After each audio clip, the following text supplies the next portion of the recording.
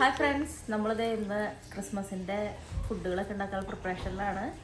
അപ്പോഴാണെങ്കിൽ ഞാൻ കുറച്ച് സവോളയും ഇഞ്ചി വെളുത്തുള്ളിയും എല്ലാം ഒന്ന് അരിഞ്ഞ് റെഡിയാക്കി വെച്ചിട്ട് കുക്കിങ് തുടങ്ങാമെന്ന് വിചാരിച്ചിട്ടാണ്.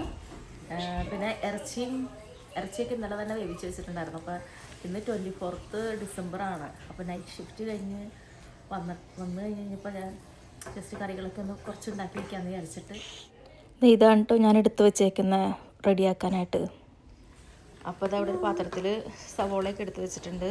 പിന്നെ അതാ എല്ലാ കാര്യങ്ങളും അരിഞ്ഞുകൊണ്ടിരിക്കുകയാണ്. പിന്നെ ഇതാണ് ഇറച്ചി വേവിച്ച് വെച്ചത്. ഇന്നലെ ഇറച്ചി വേവിച്ച് ഫ്രിഡ്ജിൽ വെച്ചേക്കായിരുന്നു. ഇത് കാട്ടുപന്നിയുടെ ഇറച്ചിയാണ്.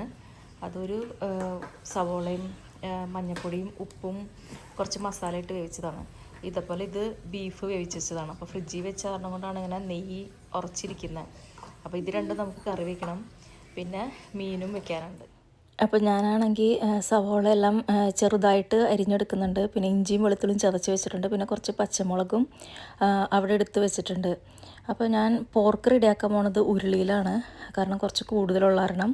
അപ്പോൾ ഉരുളി ചൂടാക്കി അതിലേക്ക് വെളിച്ചെണ്ണ ഒഴിച്ചിട്ട് പിന്നെ പെരിഞ്ജീരകമാണ് ആദ്യം ഇട്ട് കൊടുക്കുന്നത്. അപ്പോൾ ഞാൻ ആ സെയിം ടൈമിൽ തന്നെ അപ്പുറത്ത് ബീഫ് റെഡിയാക്കുന്നുണ്ട്. അപ്പോൾ പെരിഞ്ജീരകമൊക്കെ ഒന്ന് പൊട്ടി കഴിഞ്ഞ് കഴിയുമ്പോൾ പിന്നെ നമ്മൾ കറിവേപ്പില ഇട്ട് കൊടുക്കുന്നുണ്ട്. പിന്നെ ജിഞ്ചറും ഗാർലിക്കും ചതച്ച് വെച്ചത് ആഡ് ചെയ്ത് കൊടുത്തിട്ട് അത് ജസ്റ്റ് ഒന്ന് മുരിച്ചെടുക്കാനായിട്ടാണ് വെയിറ്റ് ചെയ്യുന്നത്. അപ്പോൾ നമ്മൾ റെഡിയാക്കുന്നത് കാട്ടുപന്നിയുടെ ഫ്രൈ ആണ്. പിന്നെ ബീഫാണെങ്കിലും അത് ഫ്രൈ തന്നെ ഉണ്ടാക്കുന്നത്. അതുകൊണ്ട് ഇടുന്ന സാധനങ്ങളെല്ലാം സെയിം തന്നെയാണ്. അപ്പോൾ ബീഫിന് വേണ്ടിയാണ് നമ്മൾ ചട്ടി വെച്ചിട്ട് അതിലേക്ക് എണ്ണ ഒഴിച്ച് ഞാൻ പെരിഞ്ജീരകം ഇട്ട് കൊടുത്തിട്ടുണ്ട്. പിന്നെ ജിഞ്ചറും ഗാർലിക്കും ചതച്ച് വെച്ചേക്കുന്നതും അതിൻ്റെ കൂടെ തന്നെ കറിവേപ്പിലയും ഇത്രയും സാധനങ്ങൾ ഇട്ട് കൊടുത്തിട്ട് അത് നന്നായിട്ടൊന്ന് മുരിഞ്ഞു വരാനായിട്ട് വെയിറ്റ് ചെയ്യുന്നത്. അപ്പോൾ നമ്മൾ ഇടയ്ക്കിടയ്ക്ക് ഒന്ന് ഇളക്കി കൊടുത്ത് ഒരു നല്ല രീതിയിൽ തന്നെ അതൊന്ന് മുരിഞ്ഞ് വന്ന് കഴിയുമ്പോൾ നമുക്കതിലേക്ക് സവോളയും പച്ചമുളകും കൂടെ അരിഞ്ഞിട്ടേക്കുന്നത് ഇട്ട് കൊടുക്കാം. അത് കഴിഞ്ഞ് അതും നന്നായിട്ടൊന്ന് മുരിയാനായിട്ട് നമുക്ക് വേണമെങ്കിൽ ഈ സമയത്ത് കുറച്ച് ഉപ്പിട്ട് കൊടുക്കാം. സവോള മുരിഞ്ഞ് വരാനായിട്ടുള്ള ഉപ്പ് അതിലേക്ക് ഇട്ട് കൊടുക്കാം. അപ്പോൾ ഈ സെയിം പ്രോസസ്സ് തന്നെയാണ് അപ്പുറത്ത് ബീഫ് ഫ്രൈക്കും ചെയ്യുന്നത്. അതിലേക്കും നമ്മുടെ ജിഞ്ചറും ഗാർലിക്കും മുരിഞ്ഞ് കഴിഞ്ഞ് കഴിയുമ്പോൾ നമ്മളതിലേക്ക് സവോളയും കാര്യങ്ങളൊക്കെ ഇട്ട് കൊടുക്കുന്നുണ്ട്. അപ്പോൾ ഇവിടെ നമ്മുടെ കാട്ടുപന്നിയുടെ ഇറച്ചി കുറച്ച് കൂടുതലുള്ളത് കൊണ്ടാണ് ഞാൻ ഉരുളി വെച്ചേക്കുന്നത്. പക്ഷെ അത് കുറച്ച് കഴിഞ്ഞപ്പോൾ എനിക്ക് അബദ്ധമായി തോന്നിയിട്ട് ഞാനത് മാറ്റുന്നുണ്ട്. അപ്പോൾ നമ്മുടെ സവോള എല്ലാം റെഡിയായിട്ട് വന്ന് കഴിഞ്ഞ് കഴിയുമ്പോൾ നമുക്ക് മസാലപ്പൊടികളെല്ലാം ഇട്ട് കൊടുക്കാം. മസാലപ്പൊടിയായിട്ട് ഞാനിവിടെ ഉപ്പ് ചേർത്ത് കൊടുക്കുന്നുണ്ട്. ഉപ്പ് ഞാൻ നേരത്തെ പറഞ്ഞെങ്കിൽ ഞാൻ ഇട്ട് കൊടുക്കാൻ മറന്നിട്ടുണ്ടായിരുന്നു. അത് കുറച്ച് കഴിഞ്ഞിട്ടാണ് ഇട്ട് കൊടുക്കുന്നത്. അത് ഇട്ട് കൊടുത്ത് നന്നായിട്ട് മുരിഞ്ഞ് വരുമ്പോൾ നമ്മൾ മസാലപ്പൊടികൾ ചേർത്ത് കൊടുക്കണം. അപ്പോൾ അതിലേക്ക് ആദ്യം ഇട്ട് കൊടുക്കുന്നത് മഞ്ഞൾപ്പൊടിയാണ്. മഞ്ഞൾപ്പൊടി ഞാനൊരു 1/2 ടീസ്പൂൺ ഇട്ട് കൊടുക്കുന്നുണ്ട്. പിന്നെ മുളക് പൊടി ഒരു 2 ടീസ്പൂൺ. പിന്നെ ഇട്ട് കൊടുക്കുന്നത് നമ്മുടെ പെപ്പറാണ്. പെപ്പർ ഇട്ട് കൊടുക്കുന്നുണ്ട്. ഇതിൽ പെപ്പറിൻ്റെ ടേസ്റ്റ് കുറച്ച് കൂടുതലുണ്ടാവും. ഞാൻ ഇറച്ചി വേവിച്ചപ്പോഴും പെപ്പർ ഇട്ട് കൊടുത്തായിരുന്നു. പിന്നെ അത് മീറ്റ് മസാലയാണ്. മീറ്റ് മസാല ഒരു 3 ടീസ്പൂൺ ഇട്ട് കൊടുക്കുന്നുണ്ട്. അതേപോലത്തെ സെയിം തന്നെ കുറച്ച് എമൗണ്ട് കുറച്ചിട്ടാണ് ബീഫിലോട്ട് ഇട്ട് കൊടുക്കുന്നത്. ബീഫ് എനിക്ക് തോന്നുന്നു ഏകദേശം ഒരു 1 കിലോൻ്റെ അടുത്തേ ഉള്ളൂ. അതുകൊണ്ടാണ് ബീഫിലോട്ട് കുറച്ചിട്ട് കൊടുക്കുന്നുള്ളൂ.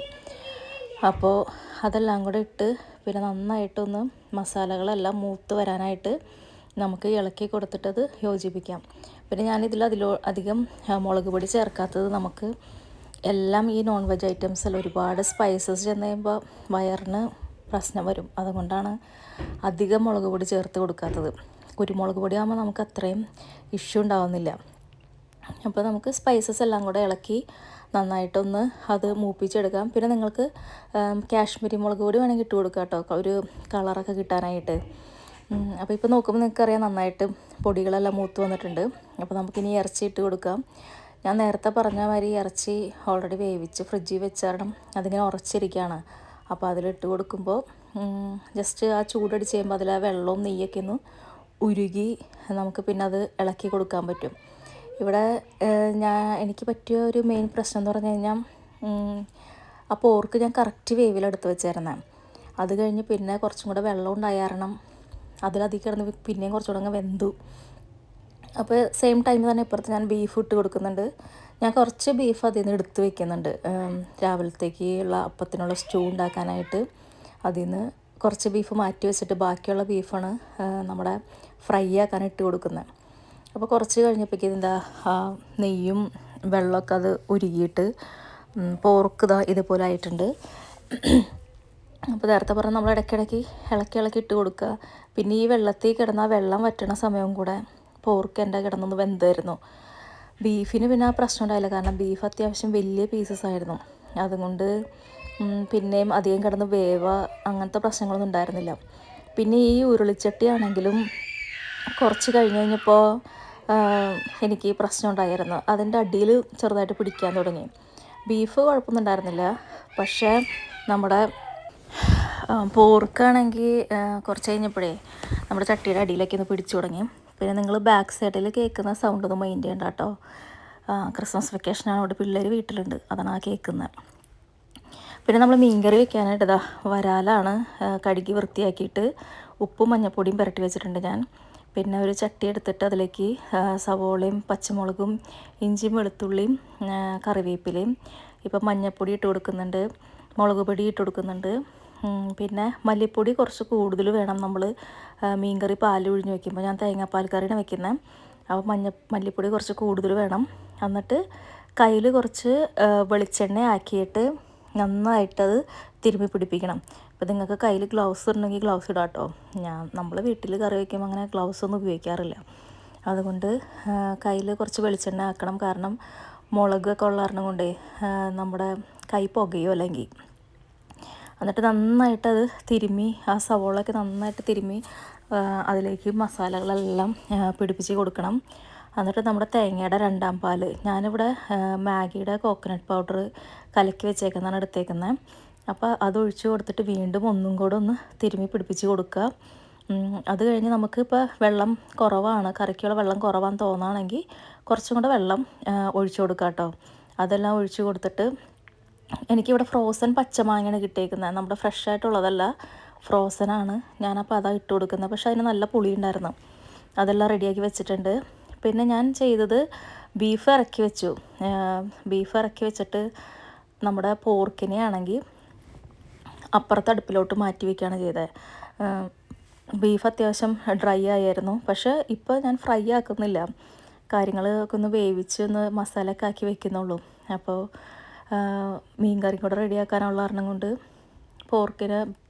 ബീഫിനെ എടുത്ത് മാറ്റി വെച്ചിട്ട് പോർക്ക് അടുപ്പ് മാറ്റി ഞാൻ മീൻ ചട്ടിയാണ് പിന്നെ ഇവിടേക്ക് വെക്കുന്നത്. അങ്ങനെ മീൻ കറി അടുപ്പത്ത് വെച്ച് നമ്മളൊന്ന് നന്നായിട്ട് തിളച്ച് മാങ്ങയുടെ ഒരു പകുതി വേവാവണ വരെ നമുക്കൊന്ന് വെയിറ്റ് ചെയ്യണം. അപ്പോൾ ആ സെയിം ടൈമിൽ ഇവിടെ പോർക്ക് ഫ്രൈ ആയിക്കൊണ്ടിരിക്കുന്നുണ്ട്. ബീഫ് അവിടെ മാറ്റി വെച്ചിട്ടുണ്ട്. പോർക്കിൽ നിന്ന് നന്നായിട്ട് വെള്ളമെല്ലാം വറ്റിയിട്ട് അതിൻ്റെ നെയ്യ് നന്നായിട്ട് വരുന്നുണ്ട്. അപ്പോൾ അതേ സെയിം ടൈമിൽ നമ്മുടെ ഇവിടെ മീൻ കറിക്കുള്ള മറ്റേ ചാറെല്ലാം ഒന്ന് റെഡിയായിട്ട് തിളച്ചൊക്കെ വരുന്നുണ്ട്. അപ്പോൾ അതിപ്പോൾ നോക്കി നിങ്ങൾക്കറിയാം, ഞാൻ ഉരുളിയിൽ നിന്ന് പോർക്ക് മാറ്റി ഫ്രൈ പാനിലോട്ടാക്കിയിട്ടുണ്ട്. അപ്പോൾ നമ്മുടെ മാങ്ങ ഒരു പകുതി വേവായി കഴിഞ്ഞ് കഴിയുമ്പോൾ നമുക്ക് മീനിൻ്റെ പീസസ് അതിലേക്ക് ഇട്ട് കൊടുക്കാം. പിന്നെ ഈ കറി ഒരുപാട് ഇങ്ങനെ ഇളക്കി കുഴയ്ക്കാൻ നിൽക്കണ്ട. ചില സമയത്ത് അങ്ങനെ ഒരുപാട് ഇളക്കി കഴിഞ്ഞാൽ നമുക്ക് ആ കറി ചിലപ്പോൾ പിരിഞ്ഞു പോകും. അതുകൊണ്ട് ഒരുപാടിട്ട് ഇളക്കാൻ നിൽക്കേണ്ടത്. വേണമെങ്കിൽ ആ ചട്ടി കയ്യിലെടുത്തൊന്ന് ചിറ്റിച്ചൊക്കെ വെച്ച് കഴിഞ്ഞ് കഴിഞ്ഞാൽ അത് സെറ്റായിക്കോളും. ഇടയ്ക്കിടയ്ക്ക് അത് ഇളക്കി കൊടുത്തുകൊണ്ടിരിക്കേണ്ട ആവശ്യമില്ല അതിന്. അപ്പോൾ നമ്മുടെ മീനൊക്കെ ഇട്ട് കൊടുത്തിട്ട് മീൻ അതിൻ്റെ ഇടയ്ക്ക് വെന്ത് വരുന്നുണ്ട്. ഇനിയിപ്പോൾ നിങ്ങൾക്ക് മാങ്ങക്കറിയാണ് വെക്കേണ്ടത്, മീൻ കറി അല്ലെങ്കിൽ ഈ മീനെ ഒഴിവാക്കി ബാക്കി കാര്യങ്ങൾ ചെയ്ത് കഴിഞ്ഞാൽ നമുക്ക് നല്ല അടിപൊളിയായിട്ടുള്ള അങ്കമാലി മാങ്ങക്കറി റെഡിയായി കിട്ടും. അപ്പോൾ അതാ മീനെല്ലാം വെന്ത് കഴിഞ്ഞ് കഴിയുമ്പോൾ ഞാൻ നമ്മുടെ തലപ്പാൽ ഒഴിച്ച് കൊടുക്കുന്നുണ്ട്. തലപ്പാൽ ഒഴിച്ച് ജസ്റ്റ് ഒന്ന് മിക്സ് ചെയ്ത് കൊടുത്തു കഴിഞ്ഞിട്ട് അത് തിളയ്ക്കാൻ വെച്ചില്ലെങ്കിലും കുഴപ്പമില്ല, ഒന്ന് ചൂടായി കിട്ടിയാൽ മതി. ചൂടായി കിട്ടിക്കഴിഞ്ഞ് കഴിയുമ്പോൾ നമുക്കത് മാറ്റി വെച്ചിട്ട് അതിലേക്ക് കാച്ചി ഒഴിക്കാനുള്ള കാര്യങ്ങൾ റെഡിയാക്കാം. അതേ ഒരു ചട്ടി വെച്ച് വെളിച്ചെണ്ണ ഒഴിച്ച് കടുകിടണ്ട, കറിവേപ്പില ഇട്ട് കൊടുത്തിട്ടുണ്ട്. പിന്നെ ചെറിയുള്ളി നന്നായിട്ട് ചെറുതാക്കി അരിഞ്ഞെടുത്തിട്ട് അത് ഇട്ട് കൊടുത്ത് നന്നായിട്ടൊന്ന് മൊരിയിച്ചെടുക്കാം. ചെറിയുള്ളി ഒരു ബ്രൗണിഷ് ബ്ലാക്ക് കളർ ആവണ വരെ നമ്മളൊന്ന് മൊരിയിച്ച് റെഡിയാക്കി എടുത്ത് കൊടുക്കണം. പിന്നെ ഞാൻ നേരത്തെ പറഞ്ഞ മാതിരി പിന്നെ അത് അടുപ്പത്ത് വെച്ച് നമ്മുടെ കറി ചൂടാക്കിക്കൊണ്ടിരിക്കരുത്. കറി അടുപ്പത്തുനിന്ന് മാറ്റി വെച്ചിട്ടാണ് ഈ കാര്യങ്ങളൊക്കെ ചെയ്യാനായിട്ട്. അപ്പോൾ അതേ ഉള്ളി നന്നായിട്ട് ബ്രൗൺ കളറായിട്ടുണ്ട്. അപ്പോൾ ഞാൻ ഇച്ചിരി കാശ്മീരി മുളക് പൊടി ഇട്ട് കൊടുക്കുന്നുണ്ട്, ജസ്റ്റ് ഒരു കളറിന് വേണ്ടി മാത്രം. അപ്പോൾ ഭയങ്കരമായിട്ടുള്ള മഞ്ഞ കളർ കറിയിൽ നിന്ന് മാറിക്കിട്ടും, ഒരു ഓറഞ്ച് കളറായിട്ട് നമുക്ക് കറി കിട്ടും. അപ്പോൾ അതേ കറിയിലേക്ക് ഇട്ട് കൊടുത്ത് ജസ്റ്റ് ഒന്ന് മിക്സ് ചെയ്തിട്ട് ആ കറി മാറ്റി വെക്കുന്നുണ്ട്. നമ്മൾ മീൻ കറികൾ ഉണ്ടാക്കുമ്പോൾ എപ്പോഴും തലേ ദിവസം ഉണ്ടാക്കി വെച്ച് കഴിഞ്ഞാൽ ഇപ്പോൾ ഈ പാൽക്കറി ആണെങ്കിലും അതൊന്ന് കുറുകി കിട്ടും പിറ്റേ ദിവസത്തേക്ക് ഉപയോഗിക്കാനായിട്ട്. പിന്നെ അതേ നമുക്ക് ബ്രേക്ക്ഫാസ്റ്റിൽ അപ്പത്തിൻ്റെ കൂടെ കഴിക്കാനുള്ള സ്റ്റൂ ആണ് ഞാൻ റെഡിയാക്കുന്നത്. അപ്പോൾ ചട്ടി അടുപ്പത്ത് തൊട്ട് വെച്ച് അതിലേക്ക് സ്പൈസസ് ഇട്ട് കൊടുക്കുന്നുണ്ട്. സ്പൈസസ് ആയിട്ട് ഇട്ട് കൊടുക്കുന്നത് നമ്മുടെ പട്ട, ഗ്രാമ്പൂ, ഏലക്ക, അതാണ്. പിന്നെ മുഴുവൻ കുരുമുളക് ഉണ്ടെങ്കിൽ അതും കൂടി ഇട്ട് കൊടുക്കുക കേട്ടോ. ഞാൻ വീഡിയോ എഡിറ്റ് ചെയ്ത് വെച്ചത് കുറച്ച് അങ്ങോട്ട് മാറിപ്പോയിട്ടുണ്ട്. പക്ഷേ സെയിം പറഞ്ഞോണം തന്നെ എല്ലാ കാര്യങ്ങളും ഇട്ട് കൊടുത്തിട്ട് നന്നായിട്ടൊന്ന് വഴറ്റി കൊടുക്കാം. വഴറ്റി കൊടുത്തിട്ട് ആ കഷ്ണങ്ങളൊക്കെ ഒരു ഹാഫായിട്ട് വെന്ത് കഴിയുമ്പോൾ ഞാൻ അതിലേക്ക് രണ്ടാം പാലാണ് ഒഴിച്ച് കൊടുക്കുന്നത്. രണ്ടാം പാൽ ഒഴിച്ച് നന്നായിട്ട് മിക്സ് ചെയ്ത് വന്നു കഴിഞ്ഞ് കഴിയുമ്പോൾ നമുക്ക് ഈ കറിയിലോട്ട് വേണമെങ്കിൽ കുറച്ച് കുരുമുളക് പൊടി ആഡ് ചെയ്യാം കേട്ടോ. കുരുമുളക് പൊടി ആഡ് ചെയ്യാം കേട്ടോ എന്നല്ല, കുരുമുളക് പൊടി ആഡ് ചെയ്യണം. പക്ഷെ ഞാൻ വേവിച്ച് വെച്ചിരിക്കുന്ന ബീഫിൽ കുരുമുളക് പൊടി എല്ലാം ഇട്ടിട്ടുണ്ട്. അതുകൊണ്ട് ഞാൻ പിന്നെ വീണ്ടും ആഡ് ചെയ്യാതിരുന്നത്. പിന്നെ കറിയിൽ പച്ചമുളക് കിട്ടണ അറിയാണ്ട് പച്ചമുളക് നന്നായിട്ട് എരിവുള്ളതാണ്. അപ്പോൾ അത് ബീഫ് കഷ്ണങ്ങളൊക്കെ വെന്തപ്പോൾ ഞാൻ ബീഫ് ഇട്ട് കൊടുത്തിട്ടുണ്ട്. അപ്പോൾ ബീഫ് മഞ്ഞൾപ്പൊടി ഇട്ട് വേവിച്ച കാരണം കറിക്ക് ചെറിയൊരു യെല്ലോ കളർ വന്നിട്ടുണ്ട്. പിന്നെ അത് വീണ്ടും തലപ്പാലൊക്കെ ഒഴിച്ച്, തലപ്പാലെന്ന് പറഞ്ഞാൽ ഒന്നാം പാൽ ഒഴിച്ച് കറി സെറ്റായിട്ട് വെച്ചിട്ടുണ്ട്. പിന്നെ അവസാനം അതിലേക്ക് ഞാൻ കുറച്ച് ഗരം മസാല പൊടിച്ച് വെച്ചത് ചേർത്ത് കൊടുത്ത് ഇളക്കി വെക്കുന്നുണ്ട്. ഇതും പിറ്റേ ദിവസത്തേക്ക് തന്നെയാണ്. അപ്പോൾ നമുക്ക് പിറ്റേ ദിവസം ആകുമ്പോഴേക്കും കറി ഒന്ന് കുറുകി റെഡിയായിട്ട് കിട്ടും. പിന്നെ അതാ ബ്രേക്ക്ഫാസ്റ്റിന് അപ്പം ഉണ്ടാക്കി വെച്ചിട്ടുണ്ട്. അപ്പത്തിൻ്റെ കൂടെ ഇന്നലെ ഉണ്ടാക്കിയ സ്റ്റൂ. ഇത് ഡിസംബർ 25-നാട്ടോ, ക്രിസ്മസ് ഡേയുടെ അന്ന് രാവിലത്തെയാണ്. പിന്നെ അതെ ചിക്കൻ വറക്കുന്നുണ്ട്. ചിക്കൻ വറക്കാൻ നമ്മൾ നോർമൽ മസാല തന്നെ ഉപയോഗിച്ചേക്കുന്നത്. പിന്നെ ഇന്നലത്തെ ആ പോർക്ക് റെഡിയാക്കി വെച്ചത് ഞാൻ നന്നായിട്ടൊന്ന് ഫ്രൈ ആക്കി എടുക്കുന്നുണ്ട്. അപ്പോൾ ആ പോർക്ക് നല്ല ഫ്രൈ ആയി നല്ല ബ്രൗൺ കളറായിട്ട് വന്നിട്ടുണ്ട്. പിന്നെ ആ വരാലിൻ്റെ കുറച്ച് പീസ് വറുക്കാനെടുത്ത് വെച്ചിരുന്നു. പിന്നെ നമ്മുടെ ഫുഡൊക്കെ റെഡിയാണ്. ബീഫ് ഫ്രൈയും നമ്മുടെ പോർക്ക് ഫ്രൈയും ചിക്കൻ വറുത്തത്, മീൻ കറി, മീൻ വറുത്തത് എല്ലാം റെഡിയാണ്. ചോറ് ഒക്കെ റെഡിയായിട്ട് എല്ലാവരും കൂടെ കഴിക്കാനിരിക്കാൻ പോവാണ്. പിള്ളേരെല്ലാം കഴിക്കുന്നുണ്ട്. എല്ലാവർക്കും റെഡിയായിട്ട് അങ്ങനെ ക്രിസ്മസൊക്കെ അടിച്ച് പൊളിച്ച് ആഘോഷിച്ചു. പിന്നെ ഇവിടെ കുർബാന എന്ന് പറഞ്ഞത് 24th രാത്രി 9 മണിക്കായിരുന്നു. അപ്പോൾ അതെല്ലാം അതിന് മുന്നേ എല്ലാം ഞാൻ റെഡിയാക്കി വെച്ചതാണ് പോകാനായിട്ട്. അപ്പോൾ എല്ലാവർക്കും happy Christmas and happy new year.